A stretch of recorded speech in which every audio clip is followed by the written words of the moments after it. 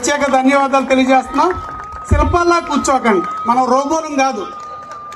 చేతులు ఉన్నాయి, క్లాప్స్ కొట్టండి. ఏదో జీవితాల్లో కోల్పోయినట్టు, ఏదో 3 బంగారు కాళ్ళు కోల్పోతే అన్నీ కోల్పోయినట్టేనా? నెక్స్ట్ ఇయర్ కొడదాం, సరేనా? కొంచెం నవ్వుతూ కళకళలాడుతున్నాను. అప్పుడే ఆల్రెడీ కొంతమంది వాకౌట్ కూడా చేశారు నిరసనగా.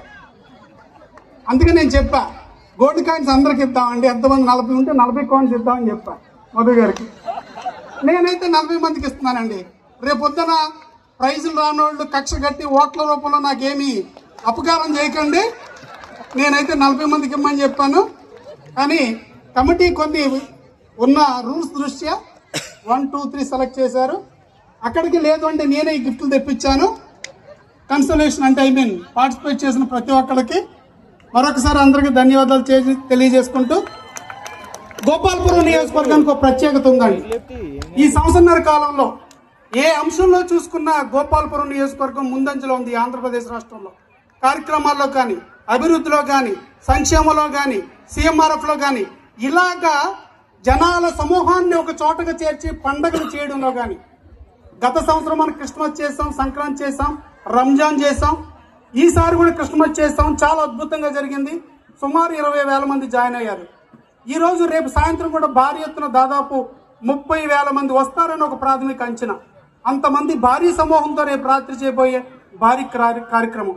అంటే కళలకు, కళల రూపాలకు, ఆటలకు, పాటలకు, క్రీడలకు వేదికగా ఈ రోజున గోపాలపురం నియోజకవర్గం నిలుస్తున్నందున మీరు ఇచ్చిన సహకారంగా, ఒక శాసనసభ్యుడిగా ఒక ముందుకు దూసుకెళ్లడంలో మీరు ఇచ్చిన ఆశీస్సులు, మీరు ఇచ్చిన ఆదరణ, మీరు ఇచ్చిన ఏదైతే ఒక తోడ్పాటు ఉందో ఆ బలంతో మరింత ముందుకు తీసుకెళ్తానని తెలియజేసుకుంటూ, వేదిక మీద ఉన్న పెద్దలందరూ పేరు పేరు, ఎందుకంటే ఈ కార్యక్రమాన్ని సక్సెస్ చేయడం వెనకాల వారం రోజులుగా పాపం రోజు పరితపిస్తూ తపన పడుతున్న పెద్దలందరికీ కూడా ధన్యవాదాలు తెలియజేసుకుంటూ, అదేవిధంగా చీఫ్ గెస్టులుగా మనకి ఈ రోజున గైడ్ చేయడానికి, మనల్ని మెంటర్ చేయడానికి, అలాగే అవార్డులు ఇవ్వడానికి వచ్చిన పెద్దలు ఇద్దరు కూడా, ఎందుకంటే నాకు అంటే మేడంతో ముఖ పరిచయం తక్కువ, కానీ నేను మేడం గురించి విన్నాము. మంచి మోటివేటరు, మంచి ఒక స్ఫూర్తిని నింపగలిగే ఒక మంచి మహిళా నేత. వారు మన మధ్యన ఉన్నందుకు, అలాగే కళ్యాణి గారు, వారి గురించి నాకు ఒక 5 ఏళ్ళుగా నాకు వారి పరిచయము.